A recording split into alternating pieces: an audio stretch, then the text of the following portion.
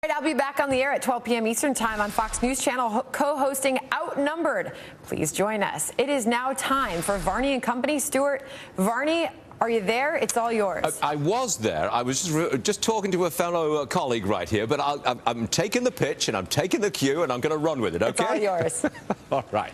Gas for $1.99. It has arrived. I think it's great. Stand up and cheer, please. Good morning, everyone.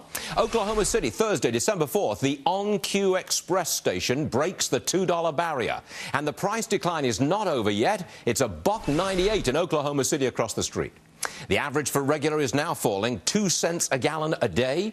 Drive to the pump in 43 states, and the first number on the price sign is a 2. Here's the bottom line. You are paying 50 cents a gallon less than 3 months ago. That's putting a lot of cash into the economy. So what are you going to do with the money?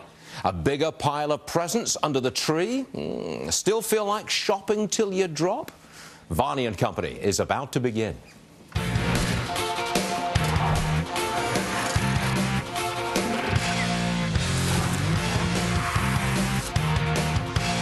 All right, everybody, let's get right at it. The On-Q Express in Oklahoma City, the first station in the country to sell gas for less than $2. Joining us now on the phone, Jim Griffith, the CEO of On-Q Express. Jim, you started a price war. It's $1.98 across the street, I believe. What are you up to? Well, we wanted to get something back to our customers. This is a new location that we just opened, and the response from the neighborhood has been great. So we thought, what better way than to put some money back in their pockets for Christmas? Okay, Jim, is this a loss leader? In other words, are you losing money on every gallon you sell because you know perfectly well it's going to put you on the map and bring in a lot of people? A loss leader? I'm not losing money, no, sir. Not losing money. Okay. So you're selling gas for $1.99. That's gas that you've had in your storage tanks for a while. How soon before you get rid of that old, maybe more expensive gas, bring in cheaper gas and drop the price still more from $1.99 down a bit? How soon? Yeah, we bring new loads into our stores daily, so we adjust a lot quicker than most locations to the changing prices. Now, if you're not losing money at $1.99, you're going to drop it some more? We'll just watch the market and see what happens. Have you got a line of people out the door? Yes, sir, we sure do. Okay, so Oklahoma City is the site of a gas price war, the first I can remember in decades, and you're the center of it, and you started it, Jim, didn't you? Yes, we did. You happy about this? I'm very happy because our customers love it. I can't believe the positive responses from them. You're on TV all across the country, and people are standing up and cheering $1.99, and you did it, Jim Griffith, and we appreciate that. Come and see us again when you drop it to $1.95, okay? We're waiting. You've got it, Stuart. Thank you very much. Thank you, Jim. Right, so here's the big picture argument. Is the bonus from cheap gas wiped out by the extra cost of everything else, from healthcare to rent to cell phones? Charles Payne is here. I say that if you balance it out, we're still ahead of the game because gas is so cheap. I think it's still a plus for the economy. Here's the thing, and I did a big piece on this last night. No, it's not. I did a big piece on this last night, and I put up diagrams to try to explain it to people because it's not the elixir that we think it is. Let's start on a Monday. You got $50 in your pocket. You stop off at the gas station on your way to work. You spend $30. The other $20 you end up spending on parking, food, or whatever. $50 goes into the economy. Now, a month later, gas is cheaper, so you spend $20 at the gas station. You spend that other $20 on the same things you spent it on before. What do you do with that $10? Some of it you spend, maybe you pay a few old bills, but you might also save some of it. So instead of $50 going into the economy, maybe it's $45. Ultimately, the real magic elixir is we must have higher wages. This is what I call backward prosperity. I think it's great. Don't get me wrong. People think I'm against it. You know, I've got a few tweets about that. No, I'm saying let's stay focused on the real task at hand. Great prosperity, real forward-looking prosperity for America. That's very good. Yeah. And the president yesterday suggested he wouldn't be averse to higher gas taxes. because that's a nice way of bringing in the money.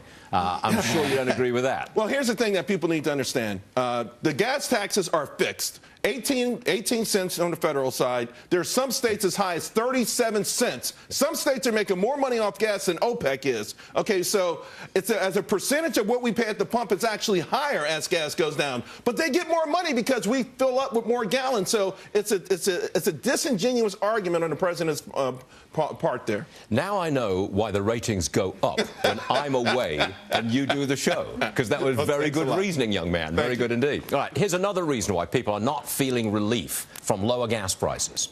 Healthcare, much more expensive thanks to Obamacare. I've got a classic example for you.